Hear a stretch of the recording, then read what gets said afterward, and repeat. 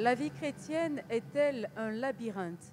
Ce labyrinthe dont les ruelles mènent à des issues différentes les unes des autres. Seulement, au bout de chaque ruelle se trouve une réalité commune, un dénominateur commun, le témoignage du chemin parcouru. Vous le verrez ce matin, des personnes avec des vécus différents, des histoires différentes, des chemins différents et des résultats tout aussi différents, mais qui ont fini par nous rejoindre pour un fait commun, un but commun, témoigner. Ouvrez les yeux et prêtez l'oreille, vous êtes à Instant Témoignage.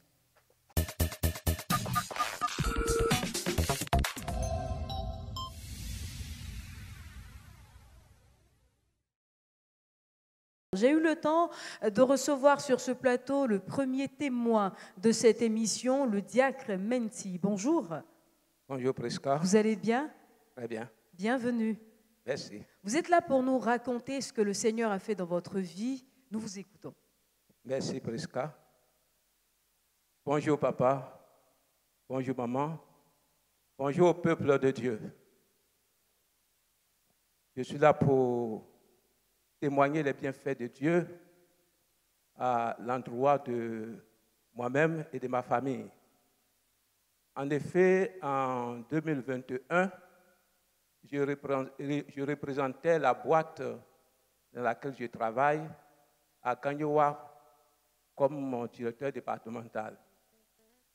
Et en août de la même année, j'ai été muté contre toute attente. Et là, je suis muté à Kubli. Donc, quand je regardais le problème, en réalité, on dirait que c'est normal, puisqu'on ne m'a pas rabaissé au plan de vue de la fonction.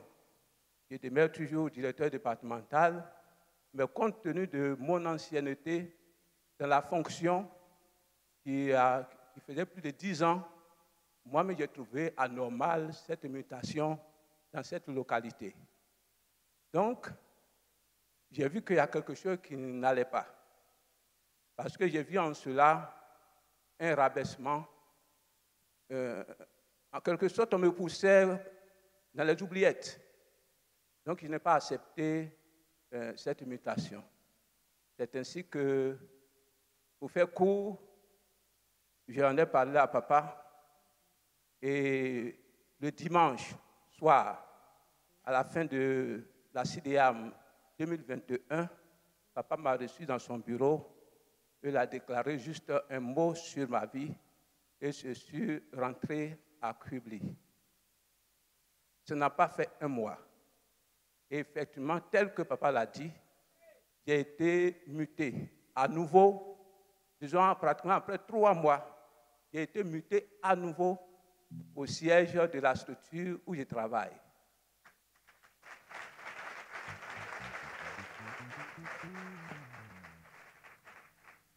Donc déjà, pour moi, c'est une victoire d'être au siège.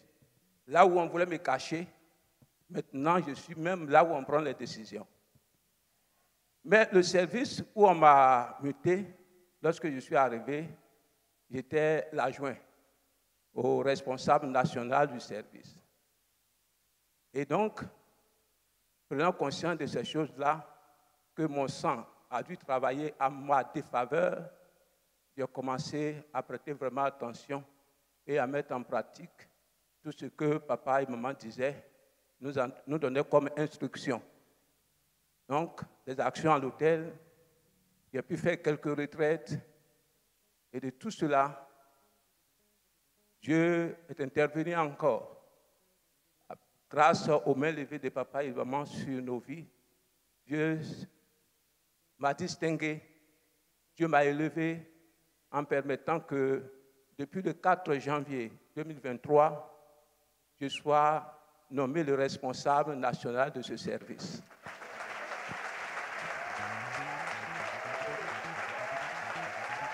On va permettre à tout le monde d'ovationner le Seigneur. Alors, je vais essayer de récapituler un tout petit peu pour qu'on puisse vous suivre. Vous avez une mutation, vous êtes chef départemental de la structure dans laquelle vous êtes, et puis vous gardez le même poste, mais pour une mutation dans une localité qui pour vous n'a rien d'une plus-value. Vous refusez d'être là-bas. Et après avoir parlé au bishop Ouattara et des prières, vous vous retrouvez au siège de la structure. La mutation change. Là, vous vous retrouvez au siège. Et après cela, en janvier 2023, vous recevez, on va dire, une promotion qui vous permet d'avoir l'intitulé du poste que vous allez répéter, s'il vous plaît. Vous êtes désormais... Je suis maintenant le responsable national du service pour lequel j'étais anciennement l'adjoint. Vous étiez le responsable départemental, mettons. Vous êtes le responsable national de ce service. Oui. Et vous voulez rendre gloire à Dieu pour cela ce matin. On va permettre à tous ceux qui nous suivent sur les réseaux sociaux, sur Miracle TV+, et ceux qui sont en présentiel d'ovationner le Seigneur. Diac Menti, c'est la raison pour laquelle vous avez été sur ce plateau ce matin. C'est ça. Est-ce que vous avez un dernier mot, quelque chose à ajouter pour qu'on termine avec vous? Oui. Bon, la leçon que je tire de cette situation, c'est qu'il a fallu que j'aie un père capable de changer ma situation, de lever la main sur ma vie pour que ma situation soit changée. Sinon, tel que ça a été décidé, je ne vois pas comment est-ce que je pouvais sortir de là-bas. Il faut, pour signaler combien la chose était, je pourrais dire même peut-être démoniaque, c'est qu'après qu'on m'a fait sortir de cette localité-là, le poste à cet endroit a été supprimé. On n'a plus envoyé de remplaçant là-bas. Donc, pour dire qu'il a fallu la main de papa pour qu'on me sorte de là-bas. Si c'était bon, on aurait envoyé quelqu'un pour me remplacer. Mais si on n'a pas trouvé quelqu'un pour me remplacer à ce poste et qu'on l'a supprimé après que je sois sorti, c'est que c'était une action pour me rabaisser véritablement. Donc, je vais dire vraiment merci à papa pour sa main levée sur nos vies. Merci à maman. Et nous rendons également gloire à Dieu d'avoir utilisé son serviteur, le bishop Ouattara, pour agir ainsi dans votre vie. Diac Menti, nous sommes au terme de votre témoignage. Nous allons bien sûr vous laisser repartir. Ce sera après cette transition. À tout de suite.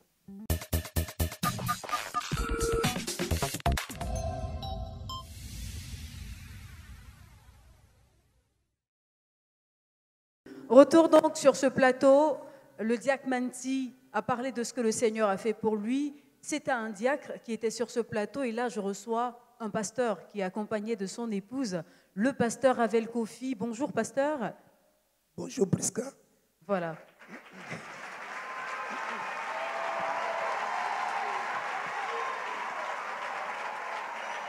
Vous pouvez... D'accord. Il y a beaucoup de joie ici dans cette salle, je le dis pour tous ceux qui nous suivent sur les réseaux sociaux ici au Miracle TV+. Il y a beaucoup de joie dans cette salle à recevoir le pasteur Avel Kofi sur ce plateau. On peut reconnaître la voix pour ceux qui sont habitués au camp de prière, au centre de retraite spirituel Miracle. On va saluer Madame Pasteur juste à côté. Bonjour. Bonjour Prisca. C'est un plaisir de vous recevoir. Alors, le pasteur va nous dire ce que le Seigneur a fait dans sa vie. Ça fait tout bizarre parce qu'on a l'habitude de lui dire, nous, ce que le Seigneur a fait dans notre vie, mais là, c'est lui qui nous raconte ce que Dieu a fait pour lui. Pasteur, nous vous écoutons. Merci Prisca pour la parole. Désolé pour la voix parce qu'on sort du camp. Je l'avais dit, ça se comprend. Merci. Je vais tout d'abord rendre gloire au Dieu de mes parents spirituels. Je veux vraiment célébrer ce Dieu qui est vraiment un Dieu des miracles.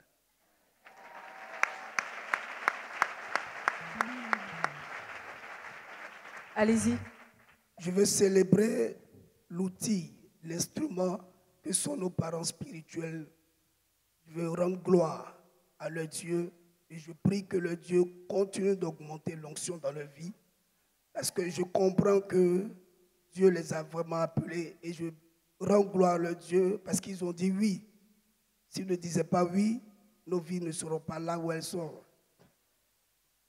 Mon témoignage est simple. Vous savez, j'étais là une fois et papa a demandé à ce qu'on puisse être avec lui pour le camp. C'est un privilège. C'est un honneur. Nous ne le méritons pas. Parce que quand je voyais notre père, c'était à la télé. Et j'étais allé un jour à un programme à l'hôtel communal où il a prêché et j'étais stupéfait. J'étais admiratif. Et quand il a prêché, ça m'a touché. Je dis, est-ce qu'un jour je pourrais être à côté de ce grand homme? Prisca, je peux te dire que son Dieu a fait le rapprochement. Aujourd'hui, il n'y a plus de distance, mais son Dieu a permis que je sois à côté de lui, bien plus que je sois l'un de ses pasteurs. Je vais encore dire merci à son Dieu pour ce privilège. Le témoignage qui nous amène, mon épouse et moi ici, est tout simple. Une fois, il y a eu la retraite des femmes. Et j'étais assis derrière là-bas. Et maman aussi était assise là-bas. Elle a demandé, mon pasteur, est-ce que tu as un véhicule? Je dis non. Maman, je n'ai pas de véhicule. Elle dit, mais pourquoi? En fait, elle a tiqué. Elle dit, mais pourquoi? Mon Dieu est capable. Il est capable. Mon pasteur, on prie pour tout. Cette parole m'a marqué. Cette parole m'a touché. Quand maman a dit ça, j'ai dit, waouh, c'est qu'on prie vraiment pour tout. À compter de ce jour, je prierai pour tout. Et on a commencé à prier, mais franchement, ce n'était pas trop dans ma tête, pour l'instant. Et on venait au camp. Et au camp, quand on finissait de prier et que je retournais à la maison, les véhicules Nyongo, d'autres se plaignaient. Parce que j'étais tout mouillé. Donc, ils ne voulaient pas que je m'asseye dans leur véhicule, parce que je vais mouiller le siège. Et, cette affaire de véhicule-là, je pense que c'est le moment. Et ça commence à être une révolte dans mon esprit. Je dis non, ce n'est pas normal, parce que je suis venu faire l'œuvre de Dieu. Ce n'est pas mon œuvre. S'ils savaient d'où je venais, ils n'allaient pas se plaindre. Ils allaient accepter que je monte dans leur véhicule pour que cette journée, ils fassent des recettes. Parce que je suis fils d'un homme de miracle. Et j'ai commencé à prier. J'arrive à la maison et dis, chérie, non, ce n'est pas la peine. Ça doit s'arrêter. Ça doit s'arrêter. Donc j'arrive au camp, je disais au campeur, je dis, bon, moi-même que vous voyez, je suis venu me chercher. Parce que quand je regarde ma vie, je sais que mon père ni ma mère n'ont jamais eu de véhicule. Je sais qu'une fois, mon beau-père a acheté un véhicule, mais de deuxième main, et chaque fois, je le voyais en train de bricoler. Je le voyais en train de bricoler jusqu'à ce qu'il gare le véhicule. Je dis, est-ce que nous-mêmes, un jour, on aurait un véhicule? Et voici qu'on a commencé à prier. J'ai dit chaque fois au campeur, parce que je sais ce qui est dans mon esprit. J'ai dit au campeur, s'il vous plaît, on ne touchera pas quelqu'un. C'est ta détermination qui opérera le miracle. Mais on est là pour t'encourager. Parce que moi-même où je suis là, je me cherche. Il y a des réalités qui ne doivent plus exister dans ma vie. Et on a commencé à prier ici, se booster, se galvaniser. Et voilà, le vase a débordé. Parce que je disais à mon épouse, elle ne disait rien. Elle ne parlait pas. Est-ce que ça l'intéresse elle aussi? Et dernièrement, on est allé pour les funérailles du grand-père de papa. On a marché de là où sa maison était jusqu'à la route. Elle a bien marché aussi. Et c'est arrivé là qu'elle dit, ah chérie, il faut qu'on ait un véhicule. Elle dit, oh, si ma femme m'a dit qu'il fallait qu'on ait un véhicule, c'est que c'est fait. Est-ce que c'était dans mon cœur à moi seul hier? Comme elle a marché de là jusqu'à là, elle a dit, chérie, non, mon esprit est révolté. Elle dit, il y a longtemps, mon était révolté. Et il n'y a pas, je crois que ça ne fait pas quelques semaines. J'arrive le vendredi, papa m'appelle, dit que voici mon fils. Parce que je ne sais pas ce qu'ils se sont dit. J'étais juste assis là.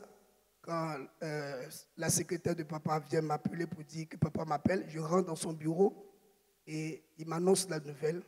Pasteur Ravel, voici ce couple que voici et a décidé de t'offrir un véhicule.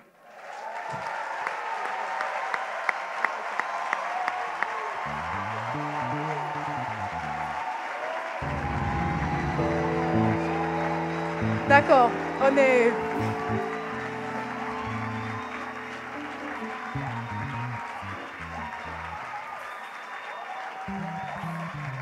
Il y a beaucoup de joie dans cette salle.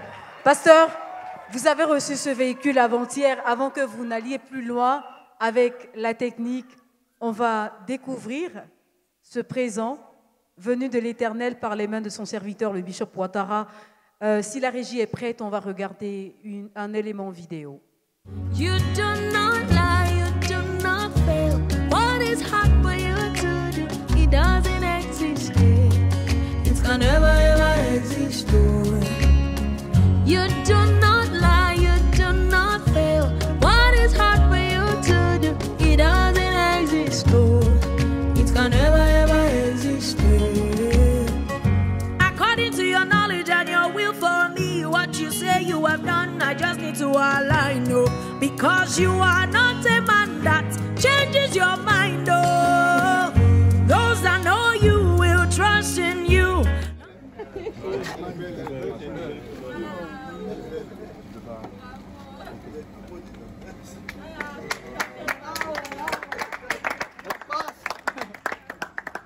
Mets la main dessus. Tu es établi dans cette voie. Tu prononces ton nom 3 fois.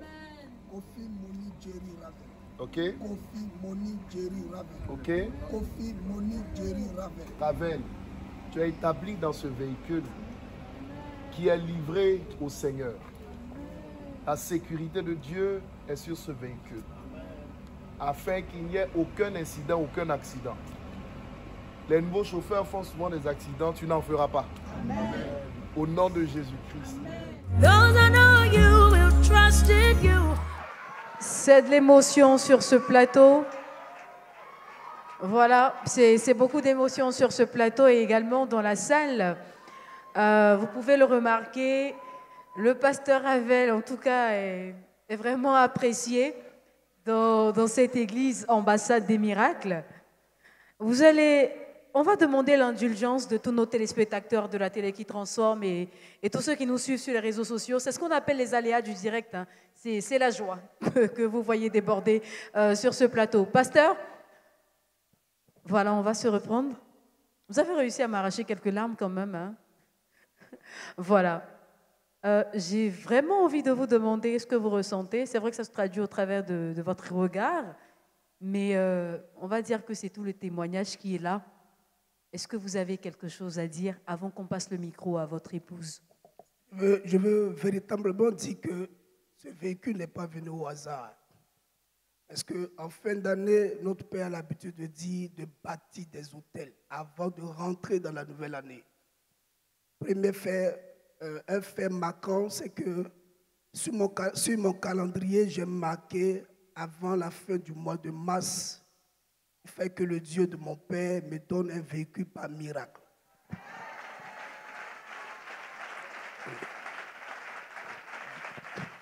Déjà, je veux dire que les actions prophétiques que papa déclare, demande de faire, oui, il faut que nous-mêmes, les pasteurs, nous fassions. Donc, je l'ai fait. Deuxième fait, c'est qu'à la fin, le 31, j'ai dit à mon époux, avant le 31, chérie, je vais dire le montant pour aider aussi mes collègues, mes frères pasteurs. Parce que j'ai constaté aussi que les pasteurs, nous ne donnons pas. C'est pour nous aider. Deuxième fait, c'est que j'ai dit, chérie, avant la fin le 31, là, nous allons donner à Dieu 1 million. C'est vrai qu'on n'a pas, mais ça veut dire que même si on ne fête pas, même si tu n'as pas eu d'habit de fête, nos économies, là, on va rassembler tout pour donner à Dieu. Parce que c'est dit, année de quoi? De la grande victoire. Donc nous devons expérimenter ça. Donc chérie, on va donner 1 million à Dieu. Le 30, je suis venu déposer cela au secrétariat. Donc, vu ces faits, j'ai compris que les actions prophétiques, comme le pasteur Léon a prêché le mercredi, les actions prophétiques, y compris la prière, vont ensemble sur cette terre où nous sommes. Parce que notre Père a donné un puissant enseignement de dire qu'il y a le règne de Dieu, il y a le règne des esprits, il y a le règne terrestre. Le règne terrestre a des lois et a des principes. Et je veux encore pour finir rendre gloire à Dieu pour la vie de notre Père et de notre Mère, à qui Dieu a donné ces révélations afin qu'il nous les communique et que nous puissions les approprier, nous l'approprier et proclamer afin que cela soit accomplissement. D'où le miracle. Amen. Bon, mais je suis choqué. C'est pourquoi j'ai les larmes. Parce que je ne m'attendais pas. D'accord. Merci. Merci, pasteur. Madame Kofi, Madame Pasteur, alors, on va vous arracher un tout petit mot quand même. Il a fallu que vous marchiez un peu quand même pour vous révolter, selon le pasteur. Quelles sont, j'ai envie de dire, vos impressions après tout ce que le Seigneur a fait dans votre vie? Prisca, merci pour la parole. Je veux d'abord célébrer la vie de notre Père et de notre Mère. Vous savez, moi, j'ai l'habitude de dire que sans eux, je ne suis rien. Parce que si aujourd'hui je suis mariée, c'est grâce à ma mère qui a bataillé. Vous savez, c'est une grande dame en fait. Je veux encourager les dames d'être auprès d'elle et de l'encourager dans sa tâche. Parce que grâce à maman aujourd'hui, j'ai un époux. Et je me rappelle, je donne presque, excuse-moi, juste un petit témoignage. Quand je travaillais, je voulais payer une voiture. Et quand j'ai acheté la voiture, en fait, quand j'étais prête à acheter la voiture, et les réclamations m'ont réclamé.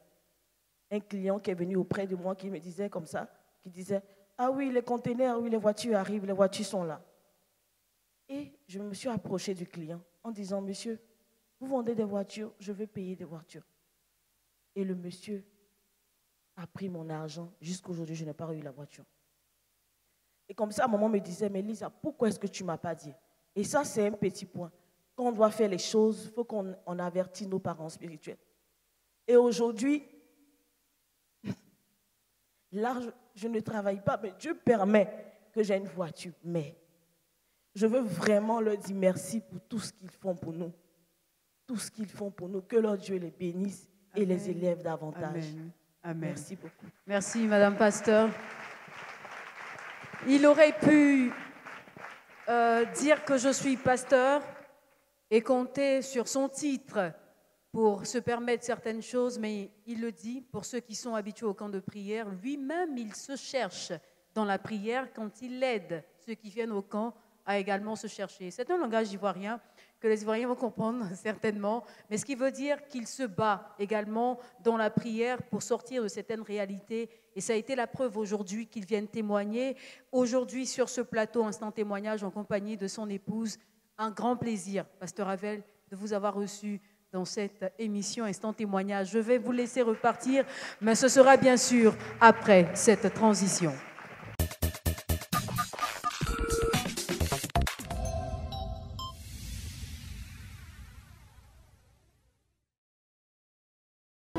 Je le disais dans mon introduction, ce sont des vécus, des histoires différentes, des chemins différemment empruntés, des résultats également différents dont le but à conduire à une même et unique chose, témoigner à la gloire du Seigneur. C'est ce que vous avez observé ce matin dans cette émission sur ce plateau Instant Témoignage qui referme ses rideaux pour ce numéro. Vous retrouverez certainement Jean-Martial Azodje dimanche prochain. D'ici là, portez-vous bien.